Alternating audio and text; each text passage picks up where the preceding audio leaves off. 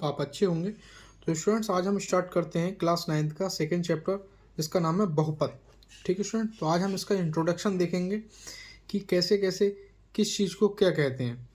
तो स्टूडेंट, इसमें पहला होता है कि एक पदीय बहुपद। एक पद बहुपद क्या होता है? जिसमें केवल एक ही पद होता है। उदाहरण के लिए एग्जाम्पल मैं आपको बता दे रहा हूँ, जैसे कि 2x², ये एक पद है पूरा। ठीक है स्टूडेंट, तो ऐसा कोई सिंगल पद हो तो उसे हम क्या कहते हैं? एक पदीय। और दूसरा उदाहरण इसका मैं आपको देता हूँ 2x, ये भी एक पदीय है। ठीक है स्टूडेंट्स, और ये है √5x²। ठीक है स्टूडेंट्स, तो एक पदीय बहुपद कौन से होते हैं? जिसमें केवल एक ही पद होता है। ये मैंने आपको 3 उदाहरण दे दिए। 2x² ये भी एक पद है, 2x ये भी एक पदीय है, और √5x² ये भी एक पदीय है। ठीक है स्टूडेंट्स, इसमें दूसरा नंबर आता है द्विपदीय बहुपद। द्विपदीय बहुपद कौन से होते हैं? जिसमें दो पद होते हैं। ठीक है स्टूडेंट्स, तो दो पद कैसे होते हैं, आइए उदाहरण से समझते हैं। उदाहरण के लिए आप समझ लीजिए कि 4 - 3x। ठीक है स्टूडेंट, ये क्या हो गया? ये हमारा दो पदीय हो गया। इसमें दो पद हैं, एक 4 है और एक -3x है। दूसरा उदाहरण इसका समझ लो आप, जैसे x² - 9, और तीसरा उदाहरण आप ले लो y² + 3x। तो ऐसे बहुपद जिनमें दो पद होते हैं उन्हें क्या कहते हैं? द्विपदीय बहुपद। इसमें दो पद हैं, 4 - 3x, इसमें भी दो पद हैं, x² - 9, और इसमें भी दो पद हैं, y² + 3x। तो आई होप आपको समझ आया होगा। और सबकी परिभाषा इसके नामों में छुपी है। जैसे इसमें स्टार्टिंग में लिखा है एक पदीय, तो जिसमें एक पद होता है उसे एक पदीय बहुपद कहते हैं। जिसमें द्विपद लिखा होता है वो दो पदीय बहुपद होता है। अब इसमें त्रिपदीय है, जिसमें तीन पद होते हैं उसे त्रिपदीय बहुपद कहते हैं। ठीक है सर, तो त्रिपदीय बहुपद क्या है? त्रिपदीय बहुपद का उदाहरण मैं आपको समझा देता हूँ एग्जाम्पल के तौर पे। जैसे लिखा है x² - 2x + 1। तो ये स्टूडेंट्स हमारा त्रिपदीय बहुपद है। इसमें तीन बहुपद हैं, 1 2 3। ठीक है स्टूडेंट्स, और आप उदाहरण ले लीजिए y² + 6y + 9। ये हमारा क्या है? ये हमारा त्रिपदीय बहुपद है। आई होप स्टूडेंट्स आपको समझ आ रहा होगा। अब हम चलते हैं शून्य बहुपद की तरफ। शून्य बहुपद कौन सा होता है? वह बहुपद जिसमें सभी पदों के गुणा में शून्य हो, उसे क्या कहते हैं? शून्य बहुपद। उदाहरण के लिए हम समझ लेते हैं, जैसे लिखा है 0 × मल्टीप्लाई के लिए यूज किया है मैंने, into x² + 0 × 6x + y², 0 × y²। तो इसमें क्या है? सबकी मल्टीप्लाई में, सबके गुणांक में 0 लिखा हुआ है। तो ऐसे बहुपद जिनके गुणांक में 0 लिखा हुआ होता है उन्हें क्या कहते हैं? शून्य बहुपद। आई होप स्टूडेंट्स आपको समझ में आया होगा। एक उदाहरण और दे दे रहा हूँ मैं, जैसे 0 × y² + 0 × 6y + 0 × 6। तो ये भी क्या है? ये भी हमारा जीरो बहुपद है। आई होप स्टूडेंट्स आप समझ पा रहे होंगे। अब स्टूडेंट्स हम अगले की तरफ चलते हैं कि अगला हमारा क्या है? अगला हमारा है बहुपद की घात। तो बहुपद की घात क्या होती है? किसी बहुपद में चर राशि की सबसे बड़ी घात को बहुपद की घात कहते हैं। आई होप आप इस डेफिनेशन से कुछ कुछ समझने की कोशिश कर रहे होंगे। यानी बहुपद की घात किसे कहते हैं? तो किसी बहुपद में चर राशि की सबसे बड़ी घात को बहुपद की घात कहते हैं। अब उदाहरण के लिए मैं आपको समझाता हूँ। जैसे यहाँ आप मान लीजिए कि 3x - 5x की 4 + 4x² + 4।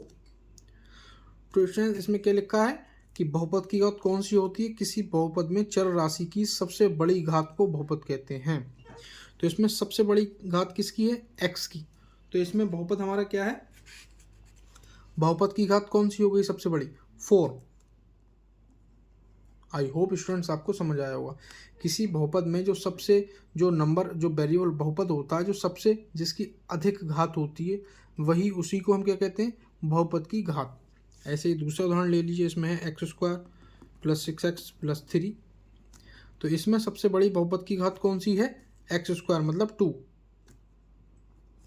ऐसे ही आप यहाँ ले लीजिए कि एक्स की पावर 3 प्लस वाई की पावर 2 प्लस जेड प्लस 1।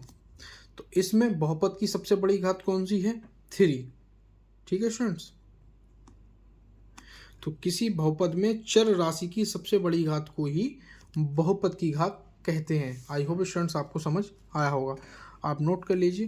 अब हम चलते हैं इसकी अगली प्रॉपर्टीज की तरफ कि क्या क्या इसमें दिया गया है। अब स्टूडेंट हम जानेंगे घातों के अनुसार बहुपदों का वर्गीकरण। तो एक हमारा होता है सबसे पहला रैखिक बहुपद। तो रैखिक बहुपद कौन से होते हैं? वह बहुपद जिसकी घात 1 होती है उसे हम क्या कहते हैं? रैखिक बहुपद कहते हैं। जैसे आप उदाहरण के लिए ले लीजिए एग्जाम्पल 5x - 4। तो स्टूडेंट इसकी क्या है? इसकी हाईएस्ट घात क्या है? हाईएस्ट जो इसकी पावर है वो 1 है। तो इसे हम क्या कहेंगे? रैखिक बहुपद। अब उदाहरण और ले लीजिए इसका 9x + √4। इसकी भी स्टूडेंट्स केवल एक ही घात है, कोई स्क्वायर नहीं लगा हुआ है, x की पावर केवल 1 है यहाँ पे। तो इसे हम क्या कहेंगे? रैखिक बहुपद। आप और ले लीजिए 3y + 4। इसे भी हम क्या कहेंगे? रैखिक बहुपद, क्योंकि इसकी हाईएस्ट घात 1 है। तो वह बहुपद जिसकी घात 1 होती है उसको क्या कहते हैं? रैखिक बहुपद। अब स्टूडेंट्स में आता है हमें द्विघात बहुपद। तो वह बहुपद जिसकी घात 2 होती है उसे कहते हैं द्विघात बहुपद। जैसे आप समझ लीजिए उदाहरण से एग्जाम्पल x² - 4। इसमें क्या है स्टूडेंट्स? x की हाईएस्ट घात कितनी है? 2 है। तो जिसमें घात 2 होती है उसे क्या कहते हैं? द्विघात बहुपद। तो ये हमारा कौन सा है? द्विघात बहुपद। ऐसे ही आप समझ सकते हैं 3x² + 3x - 6। तो स्टूडेंट इसमें भी हमारी हाईएस्ट घात कितनी है? 2 घात है x की।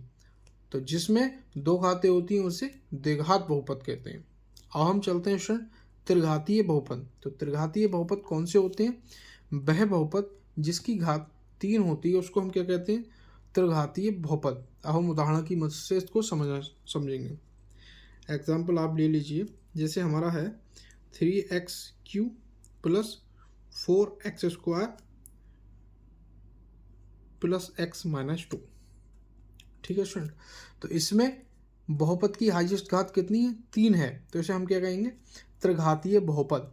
जिसमें बहुपद की घात 3 होती है, जो सबसे बड़ी वाली पावर होती है हम उसे देखते हैं, इसको नहीं देखेंगे। तो यहाँ सबसे बड़ी घात कौन सी? 3 है। तो इसको कौन सा बहुपद कहेंगे हम? त्रिघातीय बहुपद। उदाहरण और हम इसका एक ले लेते हैं कि 5x³ - 4x² + 6x + 5। तो इसमें भी हाईएस्ट घात कितनी है? 3 घात है x की। तो इसे भी क्या कहेंगे? त्रिघातीय बहुपद। आई होप स्टूडेंट्स आपको समझ आ रहा होगा। अब हम चलते हैं स्टूडेंट्स चतुर्घात बहुपद। तो चतुर्घात बहुपद वो होते हैं जिन पर हाईएस्ट घात कितनी होती है? 4 होती है। तो जैसे स्टूडेंट्स हम उदाहरण के लिए समझ सकते हैं 6x4 + 4x³ + x² + 8। ठीक है स्टूडेंट। तो इस बहुपद में क्या है? सबसे हाईएस्ट घात 4 है x की। तो इसे हम क्या कहेंगे? चतुर्थ घात। तो वह बहुपद जिसकी घात 4 होती है उसे कहते हैं चतुर्घात बहुपद। तो इस वाले बहुपद की भी घात 4 है। तो इसे हम क्या कहेंगे? चतुर्घात बहुपद। अब हम एक उदाहरण इसका और ले लेते हैं। जैसे हमारे पास हो जाएगा x² + x⁴ - 5 और +4x। तो इसे स्टूडेंट्स हम क्या कहेंगे? इसे भी हम चतुर्घात बहुपद कहेंगे, क्योंकि यहाँ x की पावर 4 है। आई होप स्टूडेंट्स आपको बहुपद चैप्टर का बेसिक कॉन्सेप्ट मैंने समझाया, ये समझ में आया होगा। ये मैंने इसलिए समझाया जिससे जब मैं आगे इसके क्वेश्चन सॉल्व करूँगा तो आपको कोई भी दिक्कत ना हो। यही सेम पैटर्न 10th क्लास के बहुपद चैप्टर का भी है, वहाँ भी यही प्रॉपर्टीज़ आपको पढ़ाई जाएंगी। तो स्टूडेंट वीडियो अच्छा लगा हो तो ज़्यादा से ज़्यादा शेयर कीजिए, चैनल को सब्सक्राइब कीजिए और कमेंट बॉक्स में बताइए आपको वीडियो कैसा लगा। अब नेक्स्ट वीडियो में हम इसके एक्सरसाइज सॉल्व करेंगे, प्रश्नावली 1, प्रश्नावली 2, प्रश्नावली 3।